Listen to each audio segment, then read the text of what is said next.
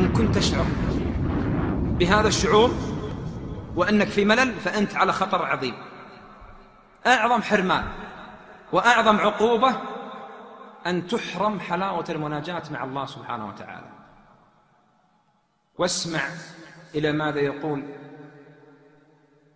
ابن الجوزي رحمه الله. يقول ابن الجوزي ويذكر عن رجل من بني إسرائيل، هذا الرجل أحبته في الله أسرف على نفسه بالذنوب والمعاصي، مسرف.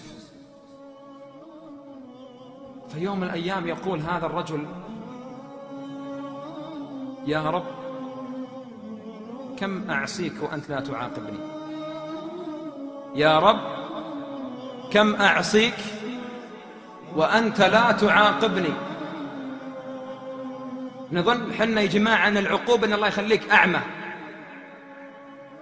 أو يخليك مشلول، لا، عقوبة أعظم من هذه العقوبة. يا رب كم أعصيك وأنت لا تعاقبني. فأوحى الله إلى رجل،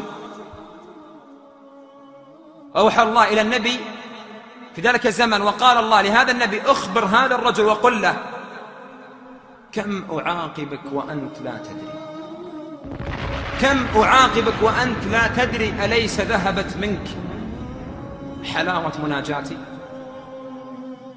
والله يا جماعة أن أعظم حرمان وأعظم خسارة أن تحرم حلاوة المناجاة مع الله سبحانه وتعالى. كم منا أحبتي في الله من حرم هذه اللذة وهذه الحلاوة، حلاوة المناجاة مع الله سبحانه وتعالى. نجلس مع الناس ساعات والساعات، نجد الأنس والفرح والسرور والبشاشة، ولكن إذا كنا مع الله سبحانه وتعالى نشعر بالملل والضيق. إن كنت تشعر بهذا الشيء فانتبه لقلبك، وأنك والله الذي لا إله إلا أنك تعاقب بعقوبة عظيمة جدا.